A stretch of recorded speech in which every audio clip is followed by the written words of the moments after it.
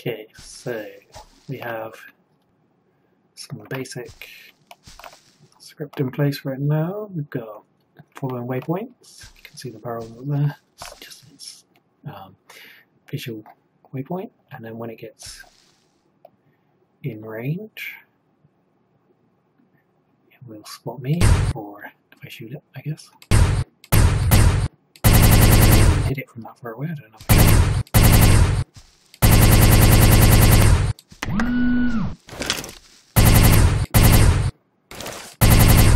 Oh, there we go. So the attack range is very, very small because the fire weapon command requires like a fairly small range because it's taking in the Y as well. Normally it's designed for a ground to ground. So we've got some dodging. We've got, if you get too close or the angle gets too great, it will fly off and try and reset. We've got some basic form of raycasting in. It's not going to be perfect, but it does sort of detect if there's something in the way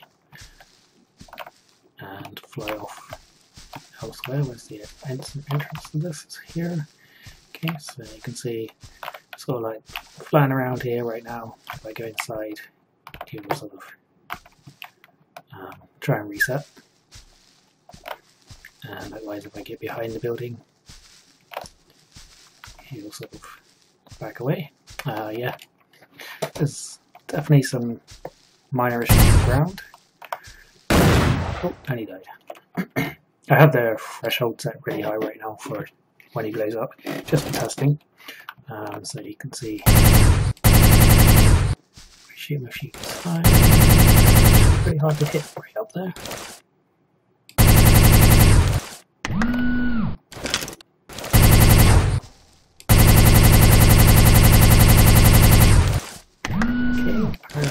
Cannot.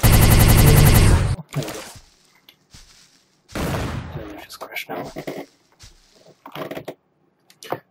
So it's all adjustable in the script. I have him sort of getting a bit higher right now, so we might want to change this down a little bit because apparently it's a bit hard to shoot.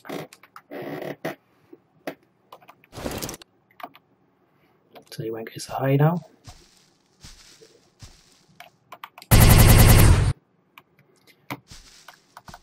And see, sort of, as soon as you shoot, he does sort of try and dodge you. And down he goes. Okay, so like I say, you've got full control to a certain extent. Unfortunately, like I say, the attack range currently, if we're using the Game Guru weapons, is 1.5, whereas if we did it manually without the muzzle flash and that, you would have a much greater range. But you know, we'll see what happens when we get it working properly. You have the alert range, you have still like a minimum attack range, but that doesn't really do a lot because he's very rarely within that range because of the height difference. You got the lift force for how far up he goes. I'll just write that in actually.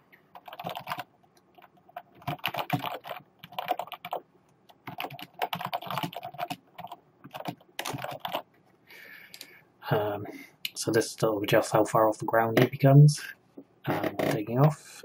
We've got whether he can dodge or not, so depending on whether you want him to do the like banking and dodging up and sort of stuff when you're firing at him, you can turn that on and off. You got the crash threshold. Obviously you're going to need this above 0 because he's set to explode, so if you hit him with the RPG he dies instantly, whereas if you shoot him with a gun, once he gets below this threshold he'll start to crash. Don't think the full speed does anything. So we can take that out for now. I don't think this does anything. This is just like leftovers from the old stuff. I don't think this does anything. This doesn't do anything. This is how fast he travels around the waypoints. So if we were to like put this up really high for some reason,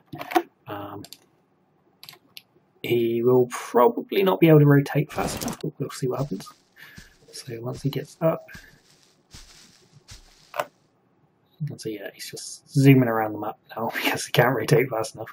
But yeah, so you know, that's at least it's adjustable there to see how fast around he will go. And likewise, this is for when he actually spots you. So you've got just like traveling the waypoints, and then you've got actually chasing you using this speed. Debug mode is to turn the text on and off, so we can turn that off for now. I don't think there's anything else we can change right now. Oh, and you got your animations here, so if you want to change which animation is played when, you can do that here quite easily. I think I use the idle flight for most of it, sort of like chasing, I believe that's in the chasing one as well. I will double check that, but yeah. The crashing one I'm not really sure about what it's supposed to do. It doesn't seem to really do anything, so I just added in like some random rotation and crashing downwards myself. Oop, okay, I apparently forgot to save the script, which would be a good idea.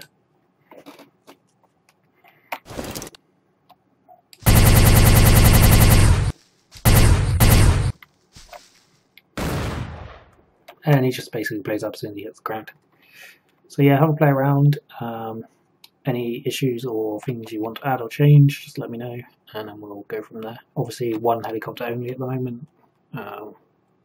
Need to add in like arrays and stuff to fix that, but let's just see how it works with one for now. And also, you can play around with the fire spot as well this way, much easier, and see if you can get it actually firing. Occasionally, it does fire, but like I say, the angle and the range on it seems to be very broken at the moment. So